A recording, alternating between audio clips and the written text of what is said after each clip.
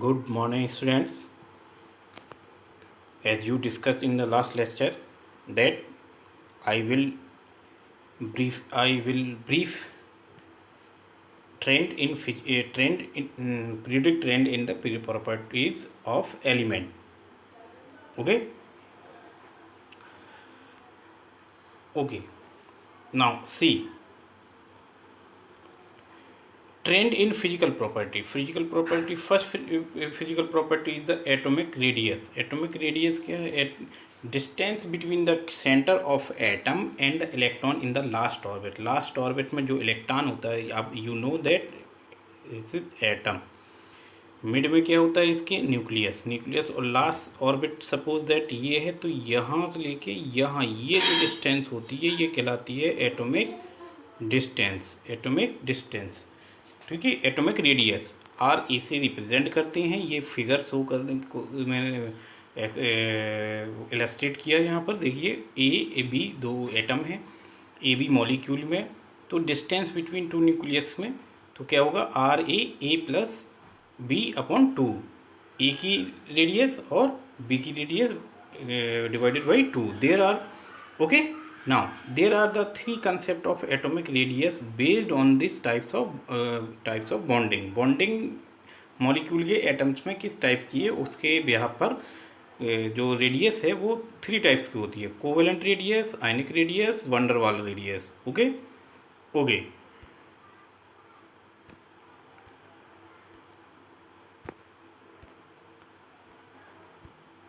Now next first is one covalent radius. Covalent radius represented by RC or RC. Okay, RC. It is the half of the distance between two nucleus, two like atom or bonded together by single covalent molecule. Covalent molecule you know, covalent molecule में दो atom के distance की जो half होता है वो उसको बोलते हैं कोवेलेंट रेडियस. यहाँ पे इलस्ट्रेट किया है, ये कोवेलेंट रेडियस है. हाइड्रोजन मॉलिक्यूल कोवेलेंट मॉलिक्यूल है, हाइड्रोजन मॉलिक्यूल. तो डिस्टेंस बिटवीन टू एटम ये एच की डी, तो आर सी क्या हो जाएगा? R C equal to D half. Okay. It is also known as the single bond covalent radius. Strength in period it is generally decrease from left to right due to the increase the nuclear charge. Nuclear charge क्या हो जाएगा? Left to right जाते हैं, cell number वही रहता है आपका, और प्रोटॉन और इलेक्ट्रॉन इंक्रीज होती रहती हैं. देयरफॉर जो इफेक्टिव न्यूक्लियर चार्ज होता है वो इंक्रीज करता रहता है. Therefore the atomic size decreases. Okay.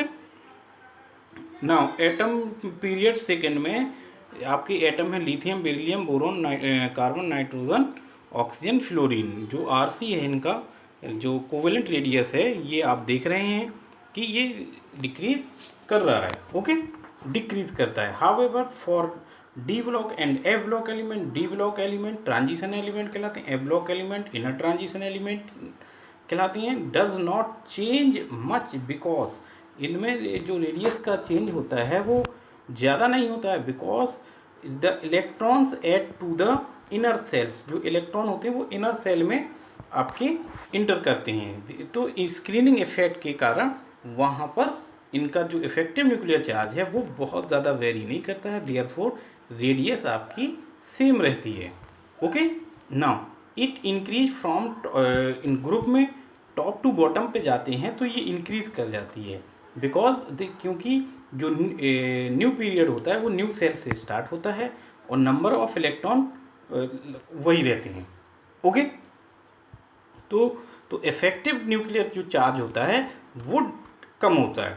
तो एटॉमिक रेडियस जो है वो रेडियस है जो कोवेलेंट रेडियस है वो इंक्रीज करता जाएगा. Okay. Now ionic radius, ion form होता है. आयन फॉर्म कैसे होता है? जब एटम से इलेक्ट्रॉन रिलीज कर देता है एटम तो वो आयन में कन्वर्ट हो जाता है, या अगर इलेक्ट्रॉन को गेन करता है एटम तो निगेटिव चार्ज बनता है, अगर रिलीज करेगा तो पॉजिटिव चार्ज बनेगा. तो दीज आर द आइंस. तो एनाइंस बनेगा और कैटाइन बनेगा. एनाइन बनेगा और कैटाइन बनेगा. कैटाइन बनेगा, एनाइन बनेगा. Okay. Cation always much smaller than its atom due to the due to the due to the repulsion between electrons, more positive charge on cation में, because जो repulsion होता है वो इलेक्ट्रॉन में कम हो जाता है, इलेक्ट्रॉन का नंबर क्या हो जाता है, कम हो जाता है, प्रोटॉन इंक्रीज कर जाते हैं, देयरफॉर इफेक्टिव न्यूक्लियर चार्ज क्या हो जाता है, बढ़ जाता है, इफेक्टिव न्यूक्लियर चार्ज बढ़ जाता है। Okay, more positive charge on cation, smaller is the size of the cation. ठीक है, जितना ज़्यादा more positive charge on cation smaller is the size, जितना चार्ज होगा कैटायन पर उतना ही उसकी साइज स्मॉल होगी। सी the example, Fe radius of iron, radius of ferrous iron +2a और रेडियस ऑफ Fe 3+। तो जैसे जैसे पॉजिटिव चार्ज बढ़ता जाएगा इस साइज स्मॉल होती जाएगी ड्यू टू द क्या है, less repulsion between electron, electron के बीच में रिपल्सन कम हो गया, इलेक्ट्रॉन कम हो जाता है। एनायन के केस में देखेंगे तो रिपल्सन बढ़ेगा, जब रिपल्सन बढ़ेगा तो साइज क्या होगी, बढ़ेगी, therefore more negative charge on anion, large is the size of anion. तो ये देख रहे हैं आप। ओके, तो जितना ज़्यादा नेगेटिव चार्ज होगा साइज उतना बड़ा होगा, जितना ज़्यादा पॉजिटिव चार्ज होगा साइज उतना छोटा होगा। ओके, इन जनरल अगर कैटायन और एटम और एनायन में कंपैरिजन करेंगे तो कैटायन की साइज सबसे कम होगी, उसके बाद एटम आएगा और एनायन की साइज सबसे ज़्यादा होगी। In case of isoelectronic species, isoelectronic species are the species which has same number of electron, जिनमें इलेक्ट्रॉन सेम होते हैं वो आइसोइलेक्ट्रिक स्पीसीज कहलाती हैं।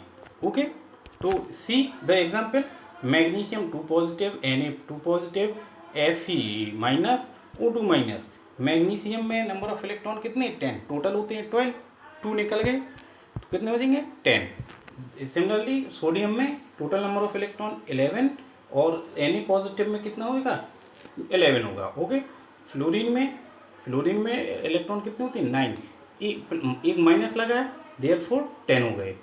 सिमिलरली O2 में इलेक्ट्रॉन कितने, 8 होते हैं, 2 माइनस तो 2 प्लस हो गए, इसका मतलब मीन्स 10। ओके, तो these are the isoelectronic species. तो अभी ये बताया कि एनायन में कैटायन की एनर्जी कम होगी, जितना ज़्यादा पॉजिटिव चार्ज उतनी कम रेडियस होगी। तो सबसे पॉजिटिव चार्ज Mg पे 2 है, सोडियम पे 1 है। ठीक है, तो मैग्नीशियम की रेडियस सोडियम से कम होगी ना। Fe में नेगेटिव चार्ज है, देयरफॉर Fe की रेडियस सोडियम आयन से ज़्यादा होगी और O2 नेगेटिव की रेडियस Fe नेगेटिव से ज़्यादा होगी। Okay, the reason of the sequence is that the species having more proton number effective nuclear charge has smaller size, जिसमें प्रोटॉन ज़्यादा होंगे उसमें की साइज कम होगी। तो प्रोटॉन देखिए यहाँ पे मैग्नीशियम में प्रोटॉन तो 12 ही रहेंगे, यहाँ पे सोडियम में प्रोटॉन कितने, 11 और फ्लोरीन में 9, ऑक्सीजन में प्रोटॉन 8। प्रोटॉन चेंज नहीं हो रहे हैं, इलेक्ट्रॉन चेंज होते हैं आपके आइंस फॉर्मेशन में। ओके, ट्रेंड्स, आयनिक जो रेडियाई होती है ऑफ एलिमेंट, इसका ट्रेंड बिल्कुल कोवेलेंट रेडियस के ही अकॉर्डिंग होता है। ओके, नाउ वान डर वाल्स मॉलिक्यूल जो होते हैं, ऐसे मॉलिक्यूल होते हैं जिनके बीच में कोई केमिकल बॉन्डिंग नहीं होती है। Okay, now it is the half of the distance between 2 nuclei of 2 adjacent atom in the solid state, जहाँ पे कोई केमिकल बॉन्डिंग नहीं होगी, केवल फोर्स ऑफ अट्रैक्शन होते हैं एटम्स के बीच में। तो एडजेसेंट जो मॉलिक्यूल में एटम होते हैं ये पास होते हैं, ये टच नहीं करते हैं ना ओवरलैप करते हैं। कोवेलेंट रेडियस में आप क्या होते हैं, मॉलिक्यूल ओवरलैप करते थे, एटॉमिक रेडियस में क्या होता था, टच करते थे। Okay, it is also known as the inert gas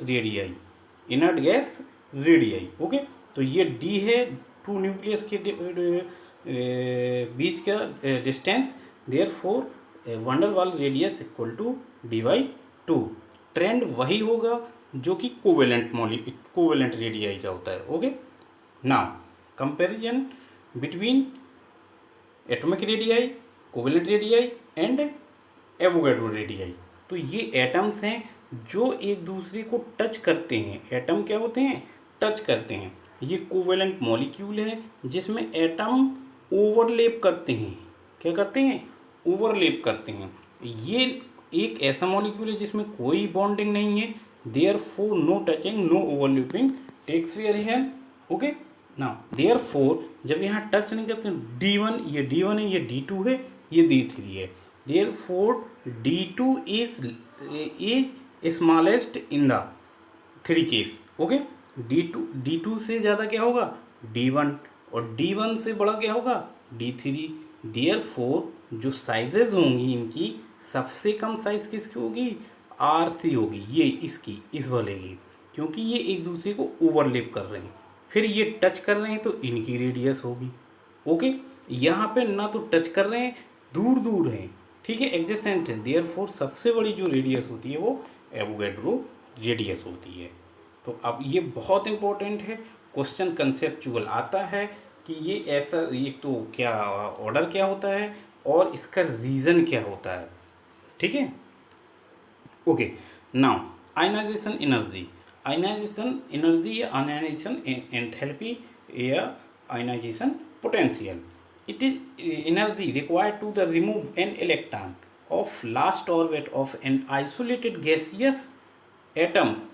Its ground state is known as ionization enthalpy। देखिए इसमें जो कंडीशंस हैं, 1 इलेक्ट्रॉन ही इजेक्ट होना चाहिए, 1 इलेक्ट्रॉन ही आपका रिमूव होना चाहिए, और लास्ट ऑर्बिट से होना चाहिए, आइसोलेटेड गैसियस एटम से होना चाहिए। नेक्स्ट कंडीशन है ग्राउंड स्टेट से होनी चाहिए। जब ये 4 कंडीशन फुलफिल होंगी, then the energy required to remove the electron is known as ionization enthalpy. Okay dear, okay, तो आप ये देख रहे हैं, ये आयनाइजेशन एंथैल्पी का आपका रिप्रेजेंटेशन किया गया है। फर्स्ट आयनाइजेशन है। सिमिलरली सेकेंड आयनाइजेशन एनर्जी, जब सेकेंड इलेक्ट्रॉन को रिमूव करते हैं, आयन से रिमूव करेंगे, therefore second ionization energy always greater than first ionization energy, because in the second ionization energy an electron is to remove from the positive ion which has more attraction of electron, more effective nuclear charge। thus the remove of electron difficult, nuclear charge ज़्यादा हो जाता है, electron कम होते हैं, proton ज़्यादा हो जाते हैं, देयरफॉर इफेक्टिव न्यूक्लियर चार्ज मतलब न्यूक्लियस की तरफ ज़्यादा अट्रैक्शन इलेक्ट्रॉन का हो जाता है, देयरफॉर आपको एनर्जी ज़्यादा देनी पड़ती है। ओके, तो in general I3 is greater than I2 और I2 greater than I1।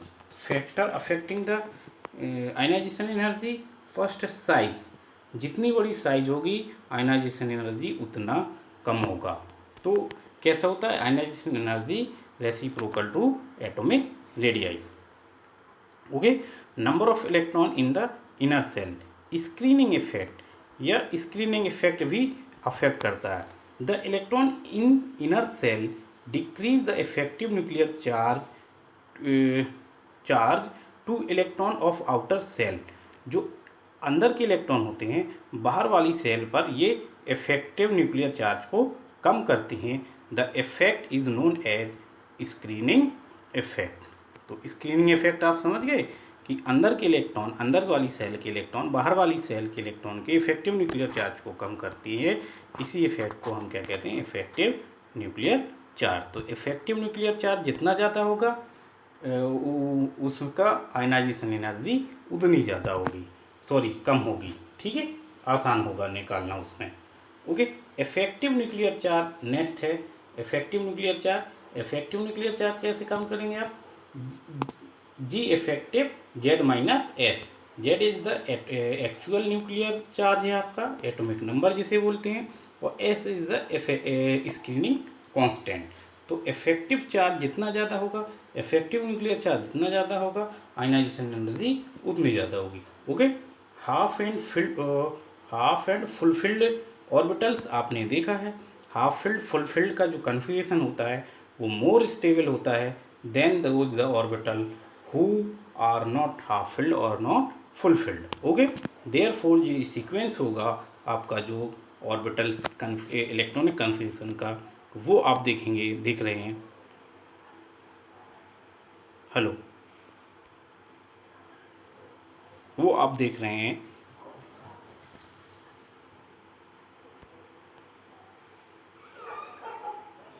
Sorry, कुछ डिस्टर्ब हो रहा है।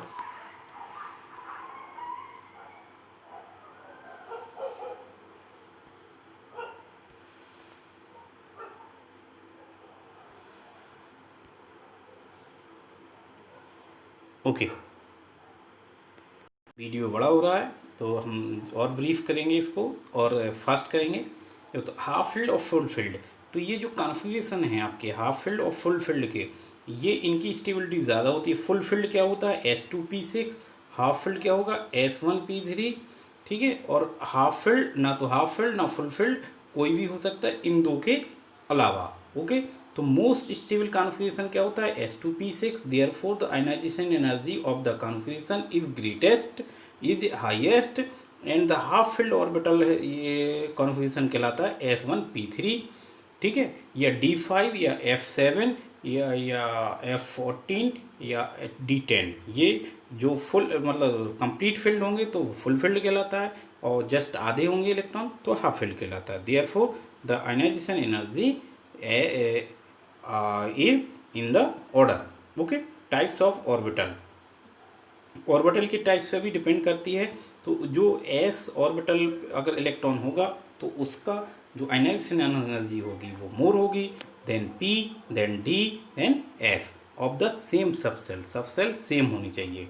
इसका रीजन ये है कि S subshell is more nearer than the nucleus, तो इफेक्टिव न्यूक्लियर चार्ज एस पे ज़्यादा होता है, देन पी पर, फिर डी पर, फिर एफ पर। ओके, नाउ तो ट्रेंड की बात करें हम, तो ट्रेंड पीरियड, ये ionization energy increase across the period with the same break, sorry some break, कुछ ब्रेक के कारण, कुछ ब्रेक के साथ ये इंक्रीज करती जाती है, ठीक है। कैसे, लिथियम लेस एनर्जी, बेरिलियम की ज़्यादा है, बोरोन का क्या है, ये जो बेरिलियम की जो आयनाइजेशन एनर्जी है वो बोरोन से ज़्यादा होती है। क्यों? क्योंकि ये फुल फील्ड कॉन्फ़िगरेशन शो कर रहा है। ओके, और ये ना तो फुल फील्ड है ना हाफ फील्ड है। सिमिलरली एन की जो नाइट्रोजन की जो आयनाइजेशन एनर्जी होती है वो ऑक्सीजन से ज़्यादा होती है, क्योंकि नाइट्रोजन का जो कॉन्फ़िगरेशन है वो हाफ फील्ड है, और ऑक्सीजन का जो कॉन्फ़िगरेशन है neither half field nor full field. It is the most important question in the topic. Okay, the question is that why the nitrogen why the ionization potential of nitrogen is greater than oxygen. Okay, in group में क्या होगी कि decrease top से bottom पे जाएंगे तो decrease होती जाएगी। Reason, increase in size of element की साइज बढ़ती जाएगी, इफेक्टिव न्यूक्लियर चार्ज डिक्रीज होता जाएगा। Therefore, ionization energy also decreases. Solution 3.6. Solution हम पॉइंट आपके एग्जाम्पल ही क्यों कराते हैं, मैं बार बार कह रहा हूँ, जिससे कि आपको लिए अवेलेबिलिटी आसानी से हो, और जब हम फिजिकल क्लास लेंगे तो वहाँ पर हम आपको डिफरेंट टाइप के और अदर बुक से भी प्रॉब्लम सॉल्व कराएंगे। Okay, now first ionization enthalpy increases from left to right in period with the some break, ठीक है।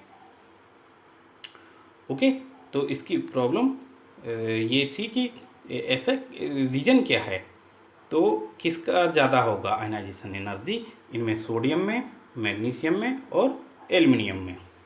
ओके, तो आप देख रहे हैं कि सोडियम के केस में हाफ फील्ड कॉन्फ़िगरेशन आ रहा है, और मैग्नीशियम के केस में फुल फील्ड कॉन्फ़िगरेशन आ रहा है, और जो एल्युमिनियम के केस में है ना तो फुल फील्ड है ना हाफ फील्ड है। Okay, therefore ionization energy of aluminium will be more close to 575 kilojoule पर मोल। ओके, तो यहीं पे हम इस वीडियो को स्टॉप करते हैं, वो लेंदी ही हो रहा है। Okay, thank you dear, thank you.